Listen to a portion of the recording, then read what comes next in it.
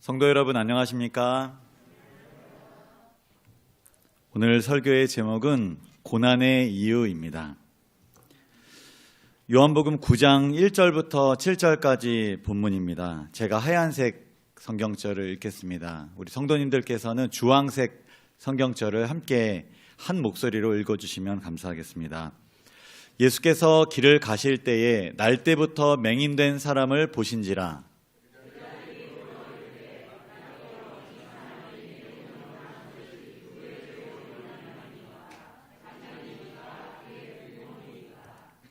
예수께서 대답하시되 이 사람이나 그의 부모의 죄로 인한 것이 아니라 그에게서 하나님이 하시는 일을 나타내고자 하심이라.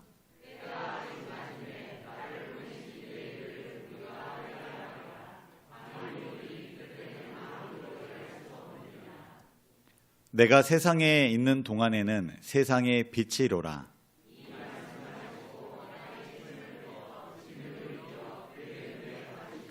이르시되 실로암 못에 가서 씻으라 하시니 이에 가서 씻고 밝은 눈으로 왔더라. 아멘. 퀴즈를 몇 문제 내겠습니다. 정답을 아시는 분은 틀려도 좋으니 큰 목소리로 답을 이야기해 주시면 감사하겠습니다. 우리 어린이들 특히 같이 꼭 대답해 주시면 고맙겠습니다. 요한복음 9장입니다. 보면서 해도 돼요. 1번, 제자들은 날 때부터 맹인이 된 이유를 무엇이라고 생각했나요? 네, 그냥 대답하면 됩니다. 네, 우리 우성이가 죄라고 대답을 했는데요. 네, 맞습니다. 네, 여기 보면 본문을 보면 누구의 죄로 인하여 맹인이 되었는지 이렇게 예수님께 물었습니다. 제자들이. 그러니까 제자들의 이 사고에는 죄의 결과로 맹인이 되었다라는 것은 의심의 여지가 없었어요. 근데 누구의 죄 때문에 이렇게 된 거냐 하고선 정확한 사람, 어떤 사람의 죄인가를 물어본 것이죠. 당시 유대인들은 이렇게 생각했습니다. 삶에서 겪는 고난을 죄에 대한 하나님의 형벌이다라고 이렇게 이해했습니다. 유대교의 율법, 윤리, 철학, 관습 역사를 랍비의 생각을 기록한 이 탈무드에는 이런 내용이 기록이 되어 있는데요. 제가 읽겠습니다. 사람이 형벌을 받는 분량은 결국 자신의 행위에서 비롯되는 것이다. 삼손은 자신의 눈의 욕망을 따라갔기 때문에 블레셋 사람들에 의해 그의 눈이 빠졌다. 압살롬은 머리카락으로 영광을 받았으므로 머리카락이 나뭇가지에 걸려서 매달리게 된 것이다. 그는 아버지의 첩 10명을 데리고 살았기 때문에 병사 10명의 칼에 찔려 죽었다. 그리고 그는 새 마음, 즉 아버지의 마음과 재판관의 마음과 이스라엘 백성의 마음을 빼앗았기 때문에 세계의 화살이 그를 꿰뚫었다. 굉장히 연관성을 연구를 많이 한 것 같은데요. 굉장히 설득력 있는 주장입니다. 유대인들은 모든 죄는 각기 고유한 형벌이 주어진다 이렇게 생각을 했습니다. 그래서 고난의 크기를 보면 그 사람의 지은 죄가 크다 이렇게 생각을 했습니다. 겉으로 보기에는 삶을 봤을 때는 완벽하게 안 그런 척 보이지만 실제로 그가 겪는 고난을 보면 이렇게 속으로 이렇게 생각을 했다는 거죠. 죄를 많이 지었구만 이렇게 생각을 한 것입니다. 근데 유대인들의 이런 고난에 대한 이 견해는 옳은가요? 아닌가요? 여기에 설득당하신 건가요? 네, 옳지 않습니다. 사탄에게서 온 생각입니다. 예수님께서는 이 유대인들의 사고를 이번 기회에 제자들이 마침 질문했던 이 차에 정확하게 이 잘못된 견해를 시정해 주시고자 이 이야기가 또 성경에 기록된 것입니다. 시대소망에 있는 내용을 제가 읽어보겠습니다. 죄와 죄의 모든 결과의 장본인인 사단은 사람들로 하여금 질병과 죽음은 죄 때문에 당하는 독단적인 형벌로서 하나님에게서 오는 것으로 생각하게 하였다. 그래서 큰 고통 혹은 큰 재난에 빠진 자들은 큰 죄인으로 간주되는 짐을 더 얹어졌었다.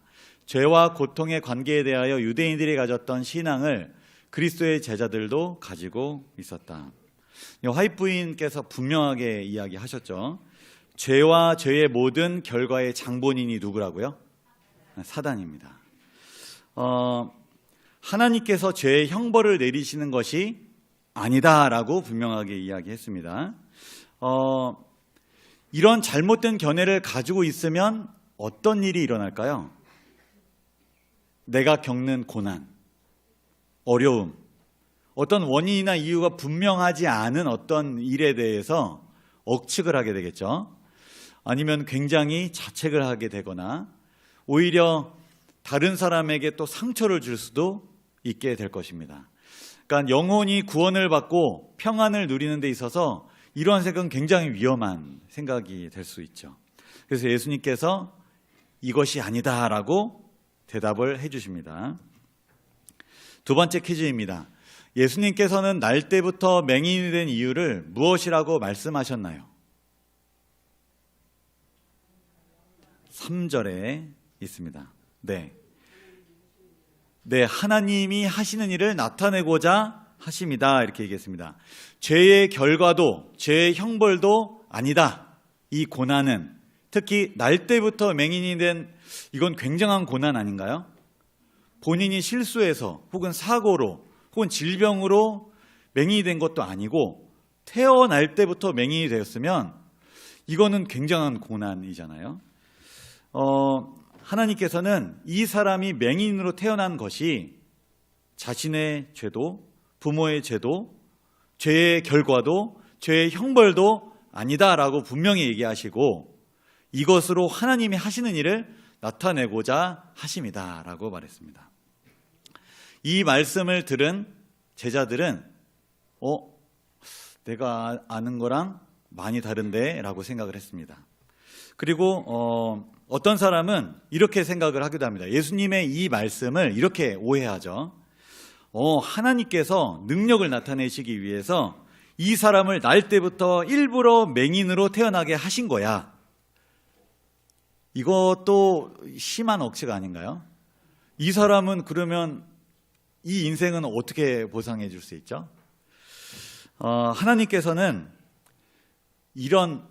예수님께서는 이런 걸 얘기하고 싶으신 거예요. 하나님께서 사탄이 가져다 주는 인간의 고난과 불행까지도 고쳐서 역이용하셔서 오히려 복으로 만드실 수 있는 분이다 라는 이야기를 지금 예수님께서 하신 것입니다. 우리가 고난을 받을 때 억측하지 말아야 될 게 있습니다. 뭐 잘못했길래, 어떤 원칙을 어겼길래, 이러한 측면으로 바라본다면 그 사람도 나도 올바르지 않은 그런 마음을 갖게 될 것이고요. 그리고 하나님께서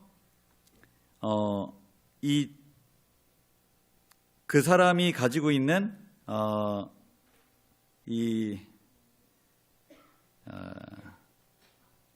제가 좀 생각을 잊어버렸는데요. 자, 넘어가겠습니다. 자, 세 번째 퀴즈입니다. 예수님께서는 이 사람에게 무엇을 하라고 말씀하셨나요? 네, 맞았습니다. 6절과 7절에 잘 기록이 돼 있죠. 땅에 침을 뱉어서 진흙을 이겨셨습니다. 그 다음에 그의 눈에 이렇게 바르시고 실로암 못에 가서 씻으라 이렇게 명하셨습니다. 이 사람이 예수의 말씀에 순종했습니다. 그 결과로 시력이 회복이 되었습니다. 진흙이나 실로암 못에 치유의 능력이 있었던 걸까요? 아닙니다. 예수님에게 치유의 능력이 있었던 것입니다. 고난의 해결은 이유를 분석하는 데 있었나요? 아닙니다. 예수를 만나는 데 있었습니다. 어느 신문 기사에 다음과 같은 내용이 실렸습니다. 제가 기사 내용을 읽어보겠습니다. 시각장애인은 태어날 때부터 보지 못한 경우와 자라면서 볼 수 없게 된 경우로 구분된다. 후천적으로 발생한 경우가 90.3%로 대부분이다. 절반 이상이 질환, 그 중에서도 눈 질환인 이유가 가장 많다. 빛과 소리와 온도로 소통하는 후천적 시각장애인이 사는 세상은 어떤 세상일까 궁금했다. 정한인인 기자가 직접 안대를 하고 후천적 시각장애인이 되어보기로 했다. 지난달 30일 아침 8시 45분 서울 여의도 출근길은 오가는 사람들로 붐볐다. 길이 125cm의 4단으로 접히는 성인용 흰 지팡이를 들고 인도로 나섰다. 안대를 착용하자 가장 먼저 느껴지는 건 온몸을 통과하는 바람이었다. 사색에 잠길 새가 없었다. 의지로 앞을 볼 수 없다는 생각에 이르자 두려움에 정신이 압도당했다. 온 신경이 두 귀와 다리 끝에 집중되는 기분이었다. 딱, 딱. 어깨 너비로 발 앞 왼쪽과 오른쪽을 지팡이로 짚으며 걷는 것이 시각장애인 보행법이다. 서울 지하철 9호선 국회의사당역 4번 출구 앞길은 10번은 넘게 걸어본 길이었다. 하지만 자신이 없었다. 평정심은 쉽게 무너졌다. 엉거주춤한 자세로 겨우 20m를 갈짓자 보행을 했다. 바로 대리석 볼라드에 지팡이가 부딪히는 소리가 날카롭게 났다. 횡단보도에서는 시각장애인이 최우선이니 걱정하지 말고 건너세요. 보행체험을 지도한 한국시각장애인연합회 재활지원센터 박승만 씨가 말했지만 불안감은 계속됐다. 버스로 추정되는 큰 차의 엔진 소리가 왼쪽에서 가깝게 나는 것 같은데 정확한 거리감이 느껴지지 않았다. 갑자기 오른쪽 인도에서 사납게 개 짖는 소리가 났다. 평소 개를 좋아하는 사람도 개의 크기를 알지 못하는 상태에서 갑자기 사납게 짖으며 달려오면 공포감을 느낀다. 놀라서 지팡이를 땅에 떨어뜨렸다. 박 씨가 말했다. 항상 집중력을 잃지 않는 게 중요한데 쉽지 않죠. 점자 블록을 따라 걸었다. 블록을 발바닥의 촉감으로만 찾기는 쉽지 않았다. 얇은 고무창 바닥의 컨버스화였는데도 블록을 따라 직진 보행을 하지 못했다. 말 그대로 좌충우돌이었다. 가로수에 부딪히고 풀숲으로 빠졌다. 카페 앞 등불, 샌드위치 가게가 세워둔 메뉴판에 부딪혔다. 한 번은 15cm 아래 차도로 떨어져서 무릎이 꺾였고 북쪽으로 가고 있다고 생각했지만 보란듯이 서쪽 방향이었다. 실없는 웃음이 자꾸 새나왔다. 민망했다. 자존감이 떨어졌다. 피자 모양으로 500m가량의 인도를 돌아오는 데만 총 30분, 정한인이라면 10분 안에 걸을 거리였다. 물론 이 기사는 후천적 시각장애인 체험을 통하여 작성된 것입니다. 그렇지만 보이지 않는다는 것, 이것이 얼마나 불편하고 그리고 부정적인 감정을 가져다 주는지 간접적으로 알 수 있는 것 같습니다. 오늘 본문은 날 때부터 맹인된 사람, 선천적 시각장애인이 등장합니다. 제자들은 예수님께 이 사람이 날 때부터 맹인이 된 이유를 물어보았습니다. 제자들이 물어본 이유는 당시 유대인들의 사고를 반영합니다. 인과의 법칙 때문이죠. 먼저 제가 좀 더러운 예화를 말씀드리게 돼서 죄송합니다. 저는 가끔 설사를 하는데요. 왜 제가 설사를 할까요? 예. 제가 보여준 적 없는데 맵고 자극적인 음식을 저는 별로 좋아하지 않고 먹으면 땀도 많이 흘리고 그리고 설사를 하기 때문에 잘 안 먹는데 어쩔 수 없이 먹어야 될 때가 있어서 이제 먹으면 뿌린 대로 거둡니다. 인과의 법칙은 많은 경우에 적용할 수 있죠. 그래서 보통 사람들이 뭐 아프거나 문제가 생기면 왜 그랬어? 뭐 때문에 그런 거야? 어제 뭐 잘못 먹었어? 하고 원인을 꼭 찾으려고 합니다. 그런데 이 인과의 법칙은 고난의 이유에 대한 절대적인 법칙은 아닙니다. 혹시 이런 고민 해보셨는지 모르겠어요. 하나님이 살아계시고 선하시다면 하나님의 뜻대로 살아가는 자들에게는 고난이 없어야 하는 것 아닌가요? 이런 생각 해보셨나요? 이 생각을 왜 할까요? 인과의 법칙으로만 고난을 해석하기 때문입니다.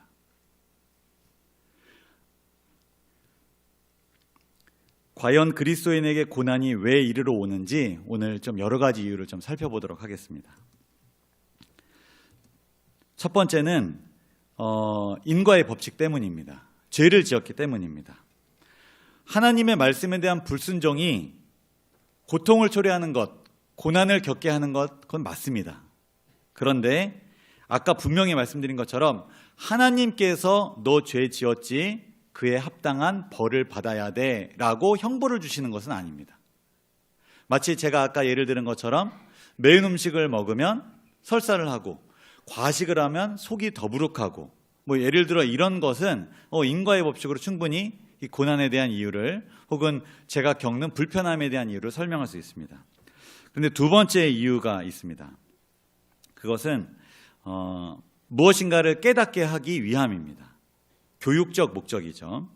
시편 119편에는 이러한 말씀이 있는데 함께 읽어보도록 하겠습니다. 시작. 고난당하기 전에는 내가 그릇 행하였더니 이제는 주의 말씀을 지키나이다.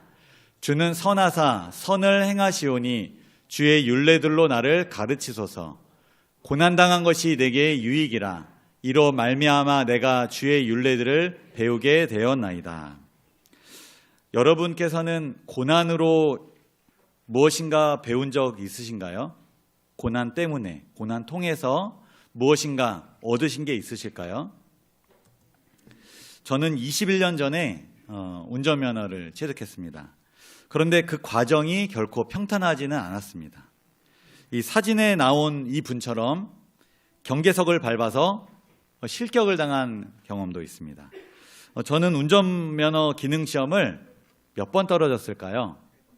네, 제가 3번 떨어졌으면 이 예를 들지 않겠죠. 제가 고난을 당했거든요.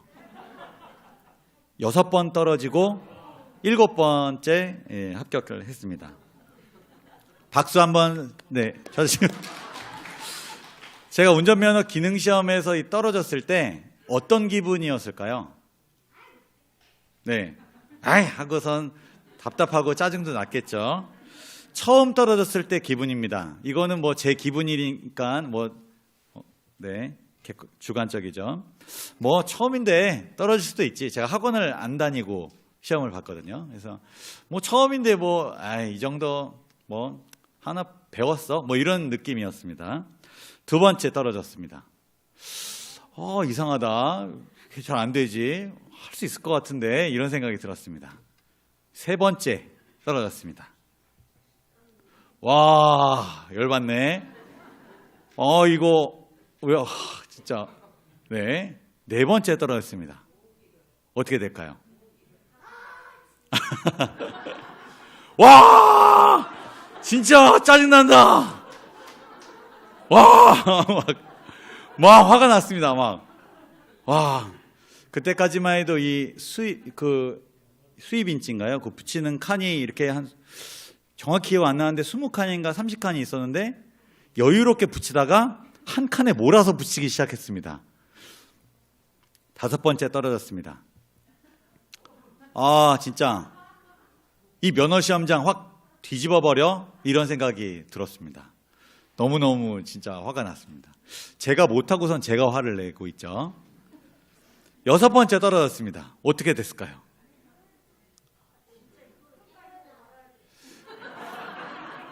여러분, 화가 머리끝까지 나고 뚜껑이 열리면 어떻게 되냐면 실성합니다.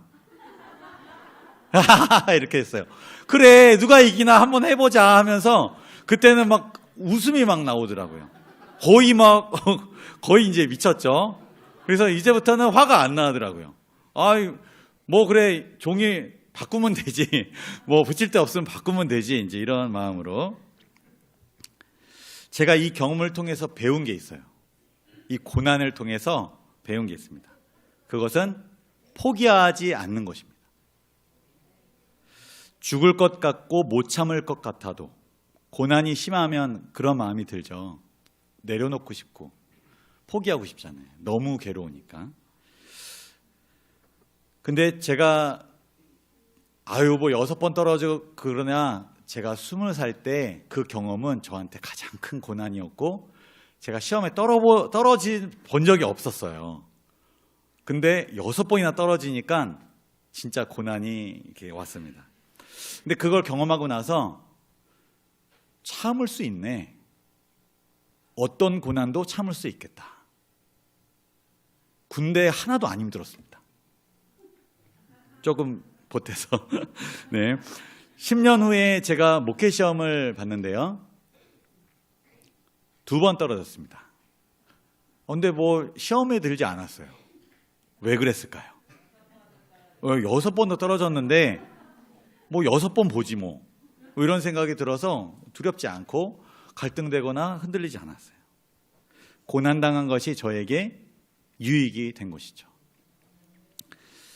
젊은 이들은 이런 말은 별로 안 좋아하는데요. 젊어 고생, 사서한다.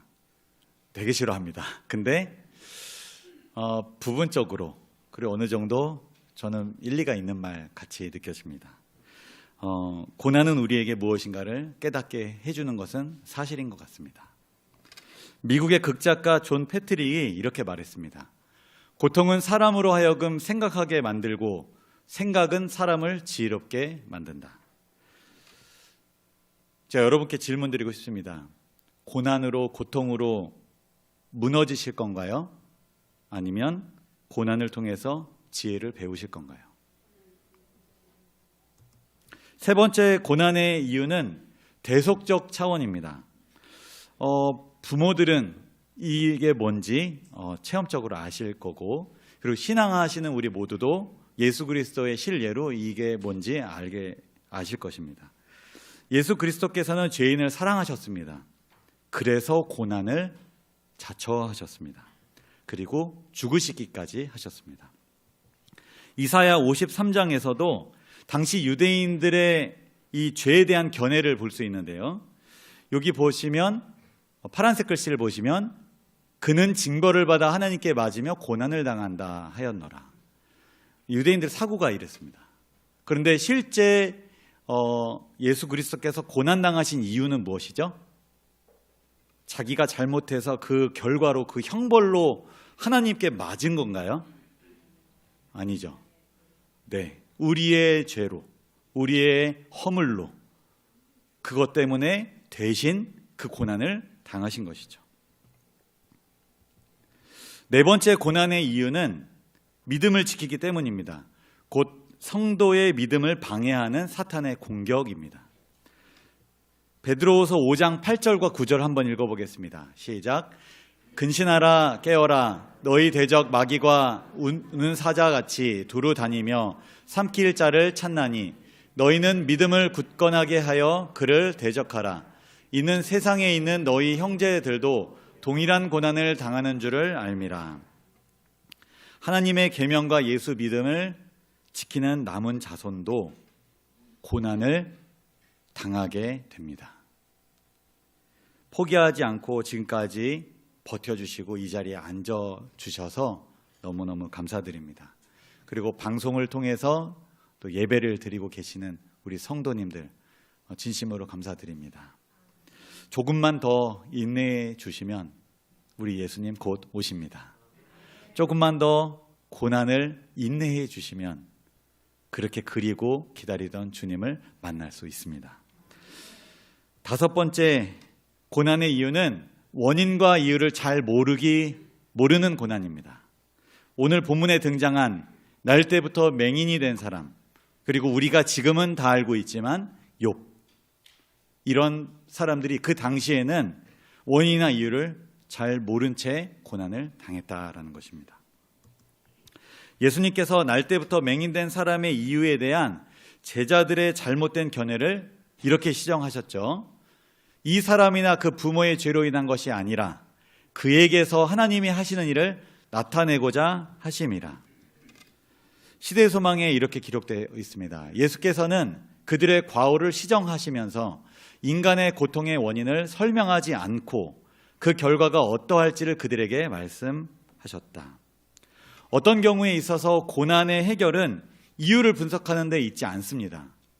모든 경우에 있어서 고난의 해결은 예수님을 만나는 데 있기 때문입니다.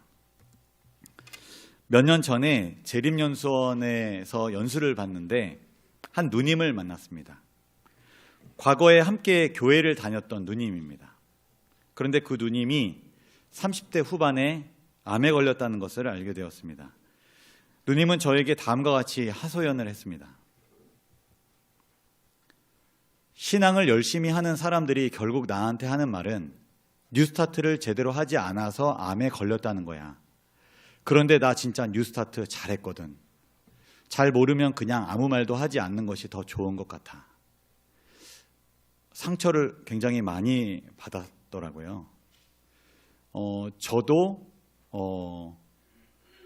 이 말을 듣고 아무 말도 할 수가 없었고 어떤 교훈이나 어떠한 훈수도 두지 않았습니다.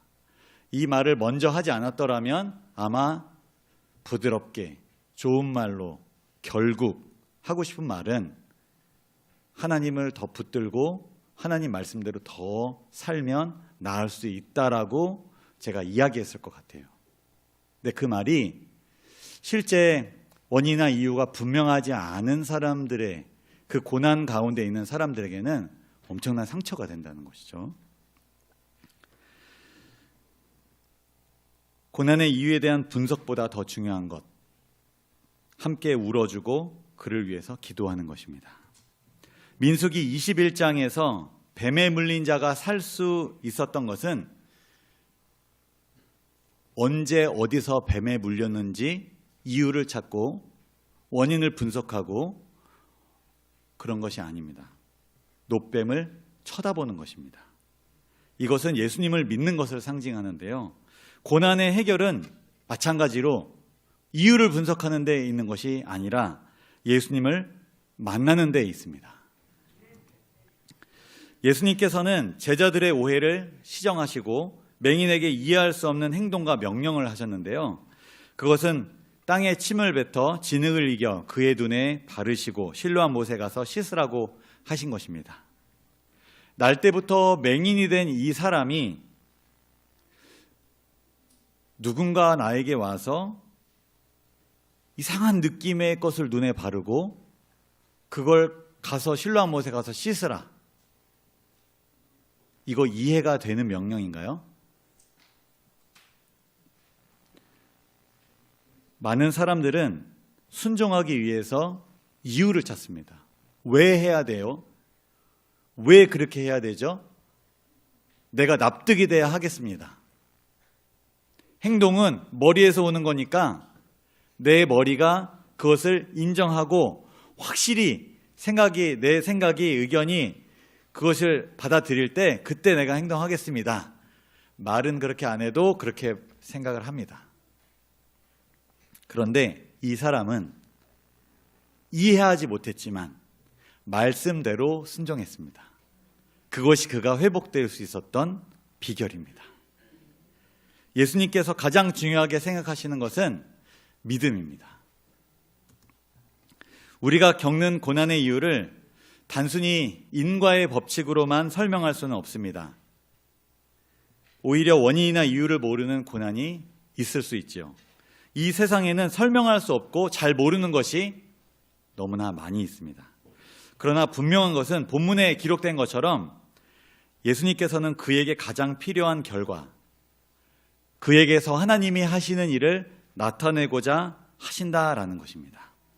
이 사람은 예수님을 믿을 만한 이유가 없었습니다.